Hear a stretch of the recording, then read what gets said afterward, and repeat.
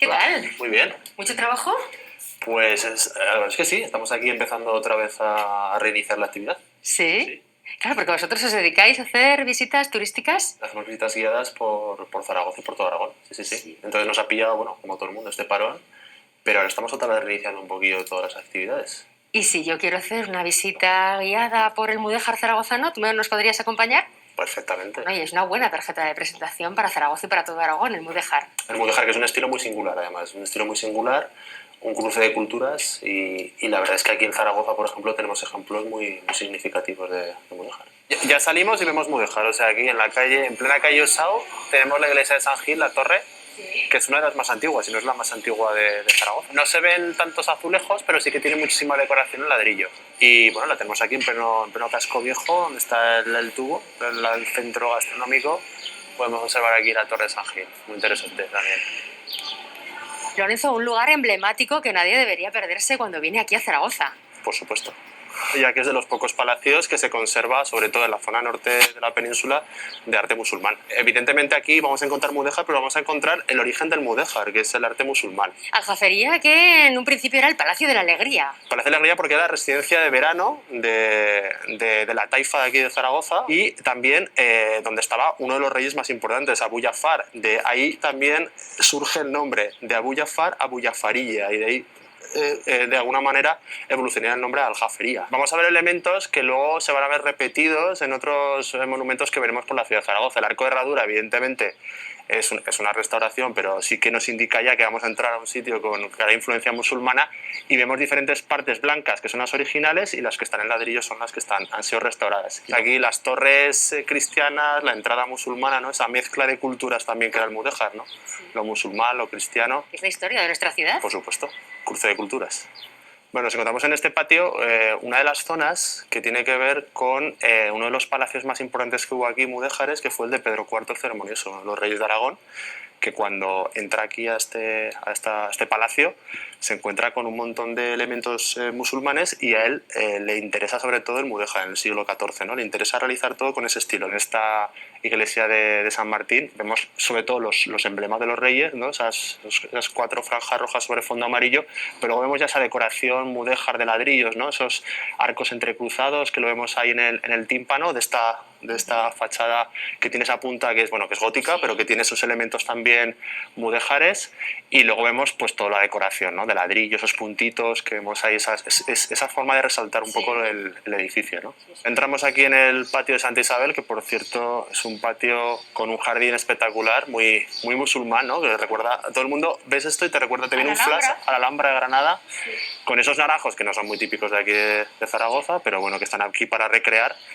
y con la otra parte, que es la parte sur, que es simétrica a la que vamos a ver ahora, esta parte norte, que es donde realmente sí que podemos ver la zona musulmana, la zona donde el primer palacio que hubo de época musulmana, y es donde recibía el rey musulmán aquí en la Aljafería. Ahora mismo lo vemos en blanco y negro, pero realmente antes estaba decorado con estos dibujos geométricos tan espectaculares, estos colores rojos, estos colores azules.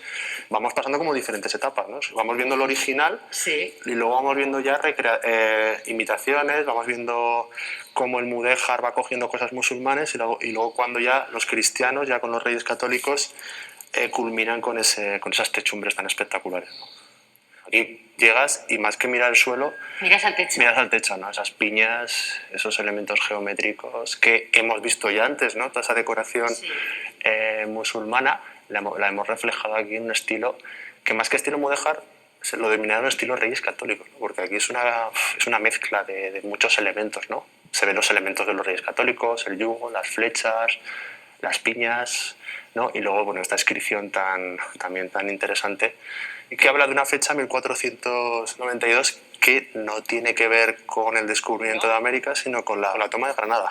Es curioso que estamos hablando de influencia musulmana y ellos están hablando del poder sobre los musulmanes, ¿no? Pero luego todo está mezclado, ¿no? Porque ellos eran unos apasionados de las técnicas musulmanas, ¿no?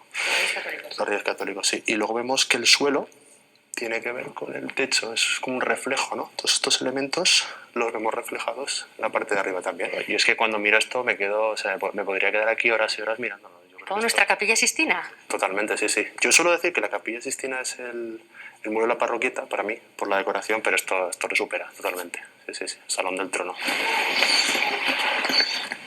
Y de la aljafería vamos al aseo, pero claro, a una zona que no siempre es lo más visible del aseo. No, claro, al ser un lateral, quizá es una zona un poquillo desconocida, pero para mi parecer es una de las zonas más bonitas de la lateral, porque es la zona más antigua, ¿no?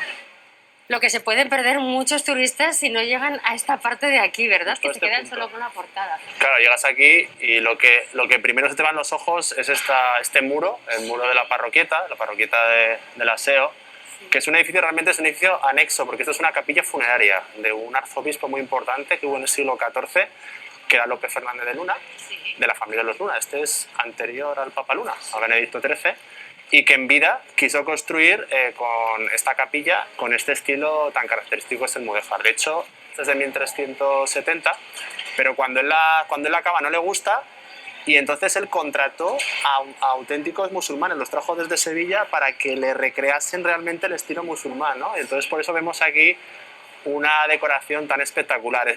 Seguimos viendo los arcos mixtilíneos que vimos ya en la aljafería, que son los originales, ahí esto es como una especie de interpretación, y entre medio empezamos a ver esas estrellas, la típica estrella mudéjar, ¿no? de 8 puntas, esos circulitos también, y luego en la parte de arriba ya todos los elementos geométricos, ¿no?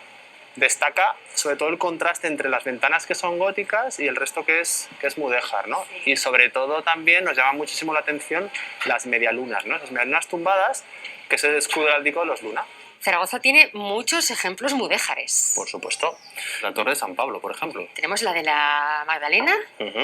La de la Magdalena, que es más cuadradita, nos recuerda un poquito más a los estilos mudéjares más de la zona de Teruel. La iglesia de San Gil, por ejemplo. San Gil, que es de las más antiguas que se conservan aquí en Zaragoza, de la época de Alfonso I el Bateador, o sea, cuando se conquista la ciudad. La iglesia de San Miguel. Y luego tenemos también rincones como, por ejemplo, el Arco del Deán. El Arco del Deán, que tiene esos elementos mudéjares, y luego en el siglo XVI hace otra restauración también imitando muchos elementos que ya hemos visto en la aljafería, ¿no? Pues la iglesia de San Pablo en esta parte de aquí, que tiene también una entrada que normalmente no se abre, se abre. Pues esta normalmente no se suele utilizar y es una de las zonas más antiguas y también muy bonitas aquí en la calle San Blas, porque claro, esta iglesia también está dedicada a San Blas. En principio era una iglesia románica, mucho más pequeñita de lo que la podemos observar ahora. ¿Qué tiene de especial esta torre? La verdad es que es una torre muy alta, mide 66 metros. Decían que era la tercera catedral de Zaragoza, ¿no? Era una forma de simbolizar sobre todo el poder que tenía este barrio, ¿no? El barrio de San Pablo, que fue la extensión natural por la zona oeste de la ciudad de Zaragoza, pero en un barrio muy rico, todo el siglo XIV. La decoración es más de los ladrillos, ¿no? Esos rombos o esos elementos también de ladrillo que sobresalen, pero no hay mucho azulejo, ¿no? ¿Qué es lo que te llama a ti más la atención del mudéjar? ¿Qué es lo que más te gusta? Ese cruce de caminos, ese cruce de culturas que había en aquella época, en el siglo XIV, lo musulmán, lo judío, lo cristiano, esa permisividad que hubo en aquella época, ¿no? de introducir elementos musulmanes en edificios cristianos. Era una mezcla de culturas y muchos de los reyes y mucha gente, muchos arzobispos utilizaron este tipo de decoración y de estilo, ¿no? en las iglesias. Fíjate, mucho que aprender de la historia siempre, ¿eh? Pues siempre. Nos lo recuerda constantemente. Tenemos que aprender.